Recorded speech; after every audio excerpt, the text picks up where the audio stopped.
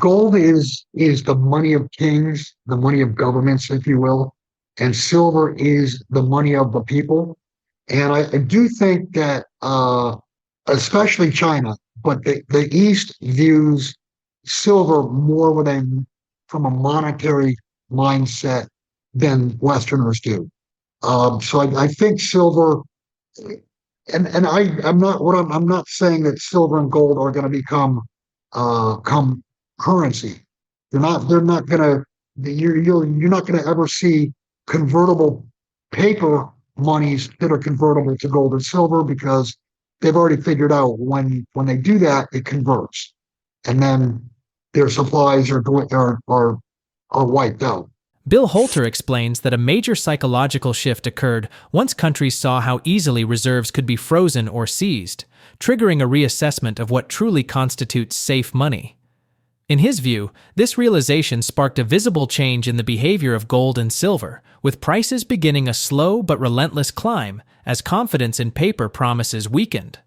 Silver, he stresses, is not just a monetary asset, but a critical industrial input used across technology, medicine, energy, and defense.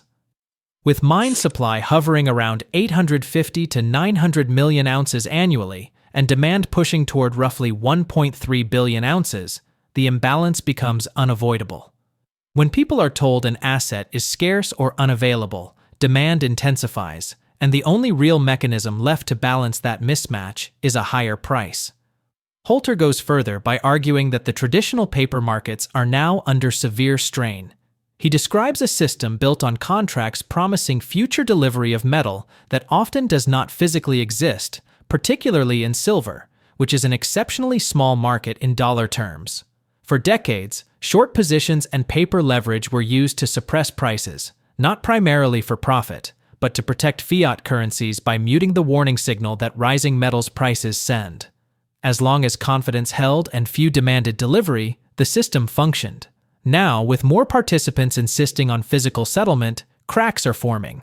As trust fades, markets begin shifting toward a cash-and-carry model, where buyers want immediate delivery rather than promises, exposing the lack of available metal. According to Holter, the real danger lies in what happens once delivery failures become undeniable. A breakdown in one market does not stay isolated. It spreads through confidence channels into gold, other commodities, and eventually credit itself. Credit, he emphasizes, runs entirely on trust, and once that trust breaks, lending freezes, and the real economy follows. In that environment, gold and silver do not fail, currencies do. They cannot default, while debt-heavy systems inevitably must. Rising metal prices, in his framework, are not metals becoming more valuable, but currencies losing value at an accelerating pace. What unfolds next, he warns, is not just a market event, but a systemic reckoning driven by the limits of paper promises in a world demanding real assets. Now, we present the clips from Bill Holter interview. Before we continue, please subscribe to our channel and activate the bell icon to receive timely updates. Thank you and enjoy the video. The shorts, I do not believe. Understand that this has been going on for 50 years, or at least since 1986. I'm sorry, 1976, when the COMEX started and they had the paper contracts. Understand that silver is an extremely small market. Even at today's prices, I think the total global production is only 40 or 50 billion dollars a year, which is nothing in today's world. I don't believe that it was profit oriented to begin with. Mm-hmm. The central banks colluded around the world to lease gold and have that gold sold into the market to suppress the price. The reason that was done is because gold is the anti-dollar, if you will. It's the anti-fiat. It's direct competition for fiat currencies. Now, if you suppress gold, you can't let silver skyrocket. So they suppress silver. But silver is easier to suppress because it's such a small market. And they got used to being able to smash the price, scare the speculators out, and then they made a profit. But overall, it was not profit motivated. It was simply suppression motivated so that these governments, particularly the US government, could borrow in unlimited quantities. If gold and silver are not going higher, that means the thermometer is not showing a fever. So if you break the thermometer, you can say there's no fever. Uh, Gold bad, dollar good. Now the thermometer is breaking. The paper contracts, they sold way too many, and we're at the point now where people are standing for delivery. And guess what? The metal doesn't exist to supply all these contracts that have been sold short. And now you're seeing price go higher, and these banks are losing billions of dollars. 1976 is when the Comex started trading contracts. And then, of course, you had the Hunt brothers in the late, 1978, 79, 1980. They tried to corner the market. They got greedy. Had they done it more on a cash basis, they couldn't have been pushed out. But what happened is they got leveraged on Comex, and Comex changed the rules and said, we will not accept any buy orders. You can only sell. And silver went from $50 to $10 in what, 6 or 8 months time. So they crashed silver, bankrupted the Hunt brothers, and that was done because the Hunt brothers used too much paper. Mm. In a cash and carry world, that could not have happened. It would have taken longer and more money for the Hunts to corner the market, but I believe they could have. It ends up in a failure to deliver. It ends up with too many people saying, I want my silver, and that silver not being available. The problem with that is, as soon as that happens, that day or the next day, you'll see the same thing in gold. Then you'll see it in palladium. Then you'll see it in platinum. Then you'll see it in other futures contracts. People will think, well, wait a minute. Have they oversold pork bellies? Have they oversold wheat? Have they oversold, whatever? It will lead to a break in confidence. And once confidence breaks, then you've got a problem in the credit markets because credit runs on trust, runs on confidence. Nobody's going to lend. I mean, talk about an old story. Think about Wimpy on Popeye. I'll gladly pay you Tuesday for a hamburger today. If credit hiccups or if credit ceases, the entire world, everything you do, everything you touch, runs on credit. The real economy runs on credit, and so does the financial world, the financial economy. So once this affects credit, then it's game over. You'll see markets close, and that's where the great taking will take over. They put these laws into effect. The ink is dry. They didn't do that just in case. They did it to use it. The bottom line is gold nor silver can bankrupt. They cannot default in a world that is entering a default phase because we put too much debt on the books globally. The money does not exist to pay both the principal and the interest. So what have they done? What are they doing? They're printing, money supplies over time have exploded, and the explosion of the money supplies dilutes the value. So now you've got you have a circular, going down the drain. The more they print, the lower the value of the currencies, and thus the higher price, if you will. Gold and silver do nothing. It's the currencies that go up and down. And the currencies are devaluing greatly, and there's your price explosion. Yeah, no, that's a very real possibility that you see some nationalizations. Uh, I believe that equities in North America are probably most at risk because, I mean, look at the finances of the US, look at the finances of Canada. It would just make sense that they try to, they try to confiscate gold in the ground. If you go back to the year 1900, mining companies resembled what utility companies are today because they were mining money, and they would pay out a good dividend. They were very stable, solid. They were widow and orphan type stocks. As far as going forward, that it's going to be much different because we're not going to be in the world of 1900 going forward because as far as mining concerns are concerned, miners are going to be they dig money out of the ground, and if that's happening in a backdrop where fiat currencies are failing, and we get to the point where gold and silver become very scarce for investors for purchase, what's your alternative? You're going to have to purchase mining companies if you want exposure to metal that you can't buy. And that's assuming that markets stay open. And I don't assume that, but it's assuming markets stay open. Just understand that if you're buying a miner, and there's all types of miners. I mean, there's explorers, there's juniors, there's majors, from the bottom of the chain all the way up.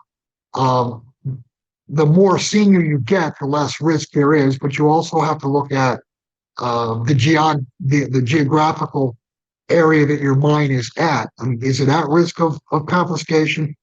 What I'm trying to say is there's much more risk in miners than there is in the metal itself. Rather than resorting to dramatic or highly visible confiscation measures, a more likely response from authorities would be the gradual use of policy tools to influence behavior behind the scenes. This could take the form of sharply higher capital gains taxes, tighter reporting requirements, or new regulatory classifications that make owning or transacting in gold and silver far less attractive on paper. Such an approach allows control to be exercised without provoking immediate public backlash while still limiting liquidity and discouraging widespread participation. Historically, when access to a scarce asset is restricted through regulation rather than force, it does not eliminate demand. Instead, it pushes activity into less transparent channels, encouraging the growth of parallel markets as individuals look for ways to preserve purchasing power outside official systems. At the same time, broader market dynamics suggest the global monetary framework is under increasing strain. Equity markets may continue to rise in nominal terms, but their weakening performance when measured against hard assets points to a deeper erosion of confidence. Capital appears to be shifting from growth-oriented positioning toward protection and capital preservation, signaling heightened sensitivity to systemic risk. In such an environment, the system becomes vulnerable to a single disruptive event, whether a credit failure, a sovereign default, or a breakdown in market settlement, that could rapidly undermine trust. Once confidence falters, the adjustment tends to be swift, reinforcing the movement away from paper-based promises and toward tangible assets perceived as more resilient in periods of financial instability. Gold they have, and so just curious in your perspective on what's happening in the East. Yeah, it's definitely underreported. I mean, I could show you on the back of a napkin how China, unofficially but official reserves are at least 35,000 tons. And they say they've got, what, 3,000 tons. I mean, they've done it. If you look at what's gone through Shanghai over the last 15 years, plus their production of 400 tons per year, they're so far above 3,000 tons of reserves. It's not even funny. I would just say that the East, Asia, China, Asia, India, they know the game is up. If we understand that there's, a fiscal mathematics problem in the Western world, they got smarter people than we are. They know. And just look at the BRICS. How many countries have joined the BRICS? 140, 150 countries? That's more than half the world. Well, I mean, way more than half the world geographically. They are moving away from the dollar because they understand that the dollar is going to basically default. And when I say default, there's two types of default. There's non-payment, which that'll never happen, but then there's overissuance, and that is happening. Mm-hmm. Overissuance is inflation, hyperinflation. Yeah, for sure. I mean, they'll pay you back in nominal terms, and the dollar's Monkey decrease. Money. They'll pay you back in monkey money. Yeah. Monopoly money, whatever. Yeah, I'm not real big on platinum, palladium, just because they're not truly a precious metal. I mean, they are industrial metals. The gold to silver ratio got as high as 120. Now it's what, 63, 64, something like that. Silver comes out of the ground at 9 or 10 to 1 versus gold. And for hundreds of years, it was discounted to 16 to 1. The reason it was discounted 16 to 1 from 10 to 1 is that it took 10 times the amount of weight when you're moving either gold or silver. It took 10 times more silver versus gold to move the same amount of capital. So because it was more difficult to move silver, man discounted it to 16 to 1. Then along came COMEX in 1976. The suppression scheme started, and silver's much easier to suppress. It's been suppressed for the 50, that 50-year time frame. And now that's looks like it's beginning to unwind. I mean, I would not, if you've got silver and you're wanting to convert it to gold, I'd do it in tranches. I'd do it in 4 tranches. I'd probably do a quarter when we got the 50 to 1, a quarter at 40 to 1, a quarter at 30 to 1, and then the last tranche of what you want your final mix to look like. You do that final tranche based on your gut. Gold is the money of kings, the money of governments, if you will, and silver is the money of the people. And I do think that, especially China, but the East views silver more from a monetary mindset than Westerners do. So I think silver, and I'm not saying that silver and gold are going to become currency. They're not going to you're not going to ever see convertible paper monies that are convertible to gold and silver, because they've already figured out when they do that, it converts, and then their supplies are wiped out. But I do believe that you're going to see governments back currencies with gold and silver, but not be convertible. Will be ratio back, 20%, 40%. I mean, I don't know what the number is going to be, but I do believe for a currency to be trusted, it has to have some sort of backing. And that's what the BRICS are doing. That's what the BRICS have been talking about, going on what, 6, 7 years now. I think that's where we're headed, is toward a ratio-backed currency, and that backing will be gold and silver. Gold went from 1,300 to 2,000, and then chopped around and went from 2,000 to 24, 2,500, and then exploded not exploded, but like I said, the day after the Russian treasuries were confiscated, gold started going higher. The banks can't tell you, don't believe your own eyes. Mm-hmm. So the market pretty much forced them to lend some credence, otherwise they become irrelevant. And I mean, the public, think about this, for going on, it's 10 years now, 2015 and on, we've been fed nothing but bullshit in every way, shape, and form. All the government reports, oh yeah, we're running at 3% inflation. Really? What is that? 3% a month, or 3% every quarter? We know that's wrong. Unemployment numbers. Really, only 4% of the population's unemployed, and you got 100 million people not working. The COVID jabs. Maybe you should talk about this if you put it on YouTube, but the COVID jabs, safe and effective, turned out to be what the alt media talked about, with the spike proteins, etc.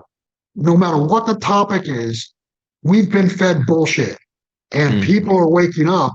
And I think the banks understand that they can't tell a public that's watched gold run from $3,000 to $4,400 in what, 6 or 8 months. They can't tell them that gold bag, hold your savings in dollars.